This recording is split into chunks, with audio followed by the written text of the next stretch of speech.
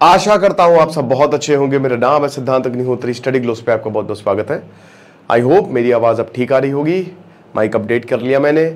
तो जो प्रोस्टेट है यानी कि पौरुष ग्रंथि जिसको कहते हैं, जो सिर्फ आदमियों में, मर्दों में ही प्रेजेंट होती है। कई लेक्चर्स मैंने लिए हैं प्रोस्टेट के ऊपर।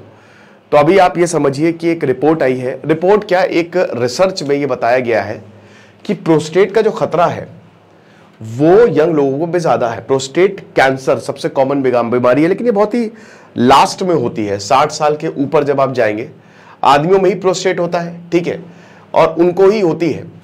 लेकिन अभी ये सारे के सारे कैंसर है, different types of cancer, prostate young लोगों में हो रही है और ये अलार्मिंग है, खतरा है ये, ठीक है।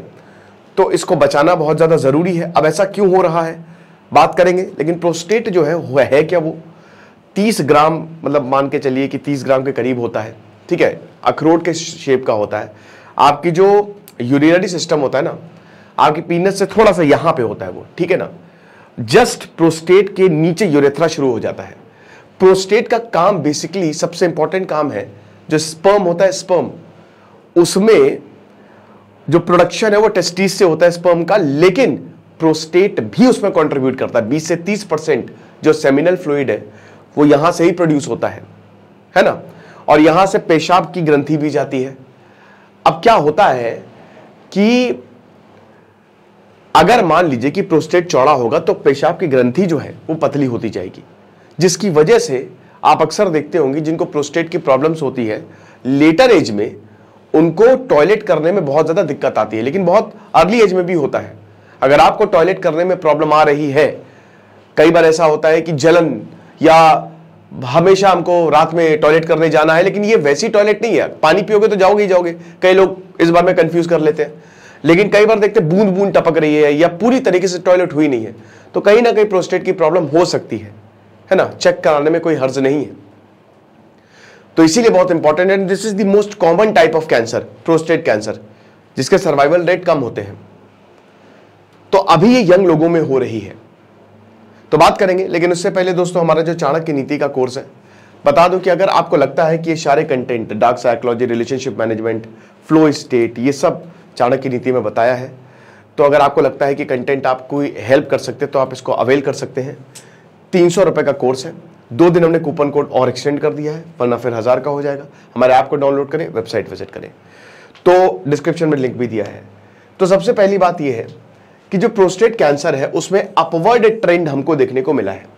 सबसे बड़ी बात यह है कि यंगर मेन जो है उनमें प्रोस्टेट कैंसर हो रहा है। और जैसा कि हमने बताया, बहुत ही बाद में होता है, ये अभी नहीं होता, ये एकदम लास्ट में होता है ये। अब क्यों हो रहा है भाई, जाहिर सी बात है। सबसे पहली बात तो आपकी लाइफस्टाइल। आप जितने ज्यादा मोटे होंगे उतने ही ज्यादा जो है आपकी बीमारियों के चांसेस बढ़ते जाएंगे। आपका शरीर आपका मंदिर है, बस आप ऐसा समझिए। अच्छा पढ़िए, अच्छा खाइए, शरीर को समझिए अपने, क्या चीज सूट कर रही है, क्या नहीं कर रही है, उस हिसाब से अपनी जिंदगी में चेंजेस लाइए। डाइट चेंज करिए। मुझे तो लगता है कि भाई जो हेल्दी डाइट होती है वो और ज्यादा बढ़िया होती है ना। उसमें आप ड्राई फ्रूट्स खा सकते हैं, उसमें आप बढ़िया प्रोटीन की चीजें खा सकते हैं, पनीर खा सकते हैं। जो नॉन वेजिटेरियंस है वो और प्रोटीन सोर्सेस खा सकते हैं, तो भाई वो तो ज्यादा बढ़िया है। तो बेस्ट यही है कि ये जो रिफाइंड फूड्स हैं, पैकेज्ड फूड्स हैं, इनसे दूरी रहे। तो ओबेसिटी सबसे बड़ा कारण होता है। उसके बाद वही फिजिकल एक्टिविटी। तो ये 2 चीजें तो बहुत ही इंपॉर्टेंट है। लैक ऑफ फिजिकल एक्टिविटी, जब आप एक्सरसाइज नहीं करते हैं, कुछ भी नहीं करते हैं, बैठे रहते हैं। जेनेटिक फैक्टर, अगर आपके मम्मी पापा को या अगर आपके परिवार में भी है ये प्रोस्टेट की प्रॉब्लम, तो मोस्ट लाइकली आपको भी होगी।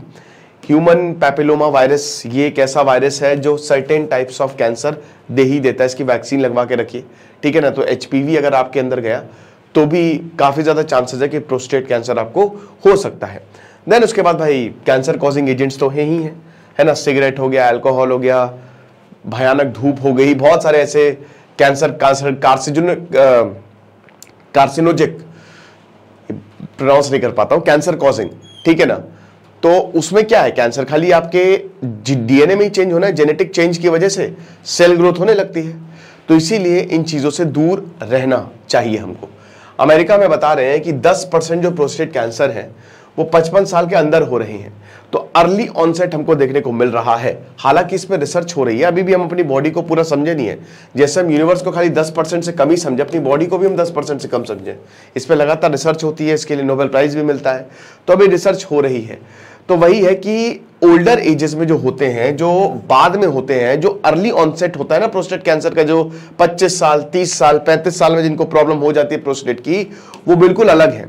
और जो यंगर मैन है, सबसे बड़ी बात, उनमें सर्वाइवल रेट कम होता है। यानी कि अगर प्रोस्टेट कैंसर हुआ तो मोस्ट लाइकली मोर्टेलिटी हो सकती है, मौत भी हो सकती है, जान भी जा सकती है। तो इसी को संभाल के हमको चलना है। अब प्रॉब्लम क्या होती है कि जब भी ये दिक्कतें आती हैं तो हम इसको इग्नोर कर देते हैं, वी टेंड टू इग्नोर। कभी भी ये प्रॉब्लम आए भाई, देखिए इसमें कोई दिक्कत नहीं है। तो हेल्थ इंश्योरेंस लेके रखिए, उसमें आपके टेस्ट कवर ही है। अगर आप साल में 6 महीने में एक बार टेस्ट करा रहे हैं तो उसमें कोई बुराई नहीं है। तो जितनी जल्दी आप टेस्ट कराएंगे उतना ही ज्यादा सही रहेगा। तो जिनके पास जो high grade of prostate problem होती है यंगर एज में, तो वही है कि they tend to likely die from the disease. तो जैसे ही ऐसी कोई भी प्रॉब्लम हो, कोई भी ऐसे सिम्टम हो कि पेशाब सही नहीं आ रहा है, दर्द हो रहा है, जलन हो रही है, ऐसा लग रहा है कि बार बार यूरिनेट करने की इच्छा हो रही है, और जब भी आप जा रहे हैं तो बूंद बूंद आ रहे हैं, और भी बहुत सारे रीजंस हो सकते हैं, तो टेस्ट इसमें आप जरूर कराएं, ये आपको बचा लेगा। तो नॉर्मल प्रोस्टेट कुछ इस तरीके से आप देख ही सकते हो। ये यूरेथ्रा है, ठीक है, यहां से आपका यूरिन पास होता है। लेकिन ये भाई ब्लैडर से होते हुए, प्रोस्टेट से होते हुए यूरिन आपका यहां पे आता है, ठीक है ना। भाई किडनी क्या करती है, आपकी पूरी यूरिन ब्लैडर में भर देती है ना। और ब्लैडर चौड़ा भी हो सकता है, तो ब्लैडर से फिर प्रोस्टेट का काम यूरिन में कोई लेना देना नहीं है। बस एक वो आप ऐसा कर सकते हो, स्टेशन है और यूरिन वहां से पास हो रही है। यूरिन एक ट्रेन है। लेकिन वही बात आ रहा है कि अगर ये स्टेशन से पटरियां उखड़ जाए तो फिर पटरी मतलब ट्रेन डीरेल हो सकती है।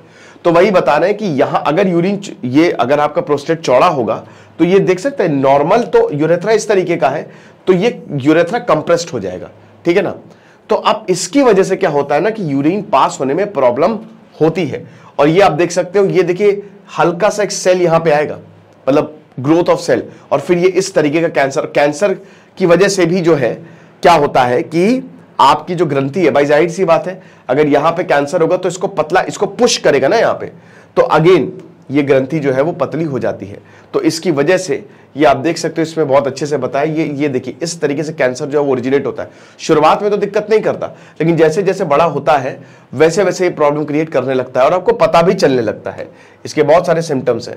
तो जब वही है कि इनकम्प्लीट ब्लैडर एम्प्टी, की लगातार आपको बार बार लगेगा कि सूसू जाना है, और रात में फ्रीक्वेंट यूरिनेशन, ठीक है ना। और ये यूरिनेशन ऐसा नहीं होता है, अलग तरीके का होता है, जलन होती है इस यूरिनेशन में, ठीक है ना। देन उसके बाद इंटरमिटेंट यूरिन स्ट्रीम, यूरिन में ब्लड आना एक बहुत ही डेंजरस, अगर आपका ब्राउन या रेड यूरिन आ रही है ना तो तुरंत चेक कराएं, तो ठीक है। तो इसमें बहुत सारे अंडरलाइन कंडीशंस हो सकती है। देन उसके बाद कांस्टेंट अर्ज टू यूरिनेट। तो वही बता रहे हैं कि जो भी यहाँ पे जिनकी लाइफस्टाइल सही नहीं है या जेनेटिक फैक्टर्स हो सकते हैं, तो आप स्क्रीनिंग करवाइए। बहुत सारे टेस्ट होते हैं जिससे आप आसानी से जो है प्रोस्टेट की स्क्रीनिंग करवा सकते हैं, और जितनी ज़्यादा आप जल्दी इसको डिटेक्ट कर लेंगे उतने ही ज़्यादा ये ठीक भी हो सकता है। स्टेज 2 स्टेज 3 में भी ठीक हो सकता है, ठीक है।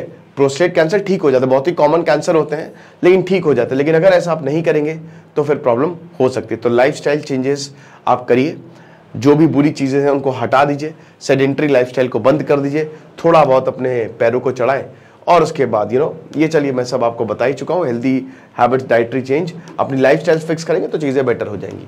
बाकी आप हमारे कोर्स को अवेल कर सकते हैं। Thank you so much.